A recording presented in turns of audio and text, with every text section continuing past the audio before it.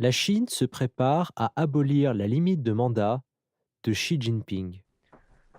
Hi, everybody. I'm Renzo, and I want to do something a little different today. Instead of telling you what we do, I'm going to tell you the top three things that we absolutely don't do. Number three, micro lessons. We do not promise that just 5 minutes a day is enough to make any real progress in learning a language. Number two, become fluent in 3 weeks or 3 months or 3 hours, whatever. You get the point. And the number one thing that we absolutely never do is coming up after the story. Dimanche dernier, l'agence de presse d'État de la Chine a annoncé discrètement que le Parti communiste prévoyait d'abolir les limites du mandat présidentiel. Cette décision permettrait au président Xi Jinping de garder le pouvoir après la fin de son mandat actuel en 2023 et potentiellement de rester en fonction à vie. La limite de mandat présidentiel, fixée à 2 mandats consécutifs de 5 ans en Chine, a été mise en place dans les années 1980. Elle visait à empêcher le règne d'un autre régime brutal comme celui de Mao Zedong, qui dirigea le Parti communiste de 1949 à 1976. Cette proposition d'effacer les limites de mandat reflète sans doute le souci de stabilité de la Chine alors qu'elle tente de s'imposer en tant que grande puissance mondiale. Depuis son arrivée au pouvoir en 2013, Xi Jinping a cherché à développer l'armée et à étendre l'influence de la Chine par le biais de projets d'infrastructures en Asie, en Afrique et en Europe. Il a également promu la Chine au rang de leader mondial dans les énergies renouvelables. Dans le même temps, il a emprisonné un nombre inconnu de dissidents et resserré le contrôle sur la presse et les médias sociaux. Catherine, cela reflète bien l'époque à laquelle nous vivons.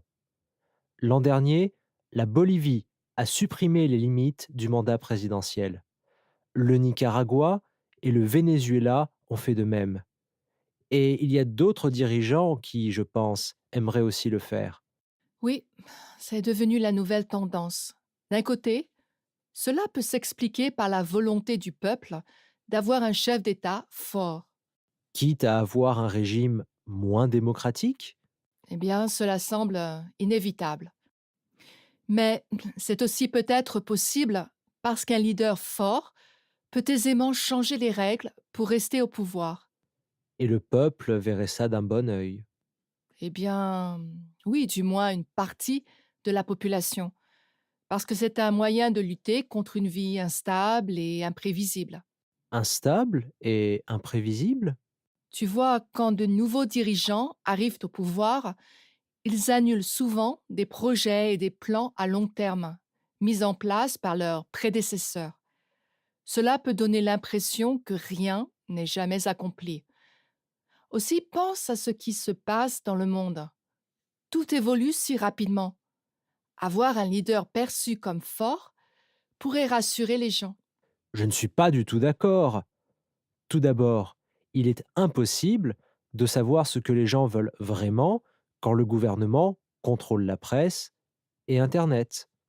Deuxièmement, l'histoire nous a montré combien c'est dangereux de donner à une seule personne trop de pouvoir. Moi non plus, je ne partage pas ce point de vue.